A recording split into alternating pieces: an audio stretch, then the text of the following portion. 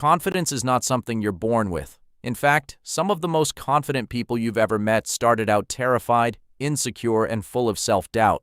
That sounds strange because we've been taught to believe confidence is a personality trait, something certain people naturally have and others don't. But what if that's completely wrong? What if confidence is actually a skill? Think about it. Nobody expects a person to sit at a piano for the first time and play like a professional. Nobody expects a beginner to walk into a gym and lift hundreds of pounds. We understand that ability comes from repetition, yet when it comes to confidence, we expect ourselves to feel fearless before we've earned the experience. And that's where most people get stuck. They wait. They wait until they feel ready.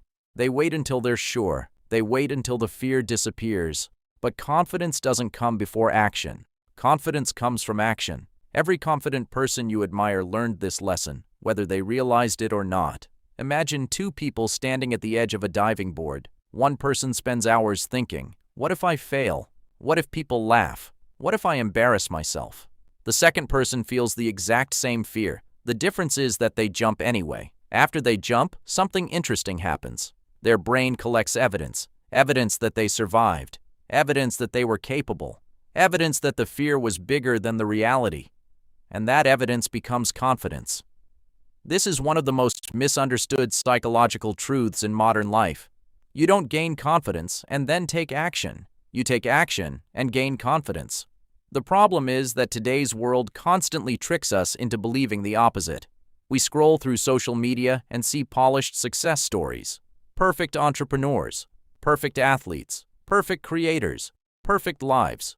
We compare our behind-the-scenes struggles to someone else's highlight reel, and slowly, we start believing we're not enough. But confidence isn't built by comparison. It's built through competence. Every promise you keep to yourself becomes a brick in the foundation of self-confidence. Every workout completed, every difficult conversation handled, every presentation delivered, every rejection survived, every challenge faced. These moments tell your brain a powerful story. I can trust myself. And trust is the real source of confidence. Think about someone you deeply trust. You don't trust them because they're perfect. You trust them because they've proven themselves repeatedly over time. The same rule applies to you. When you constantly break promises to yourself, your confidence weakens. When you consistently follow through, your confidence grows. That's why confidence isn't built in grand moments, it's built in ordinary moments. The alarm clock rings. Do you get up? You set a goal. Do you follow through? You say you'll start tomorrow. Do you actually start? These small decisions seem insignificant, but they're shaping your identity every single day. Because confidence isn't a feeling. Confidence is evidence. Evidence that you faced discomfort before and survived. Evidence that you've handled uncertainty before and adapted. Evidence that you've fallen before and gotten back up. The people who appear fearless aren't fearless at all. They've simply collected so much evidence that fear no longer controls their decisions. And that's available to anyone, including you. The truth is, your future confidence is hiding inside the actions you're avoiding right now. That phone call you're afraid to make, that business idea you're scared to start, that opportunity you're nervous to pursue, that conversation you've been postponing. On the other side of those actions is proof. Proof that you're stronger than you think. Proof that you're more capable than you've been giving yourself credit for. Confidence isn't waiting somewhere in the future. It's being built right now. One decision at a time. One uncomfortable step at a time. One act of courage at a time.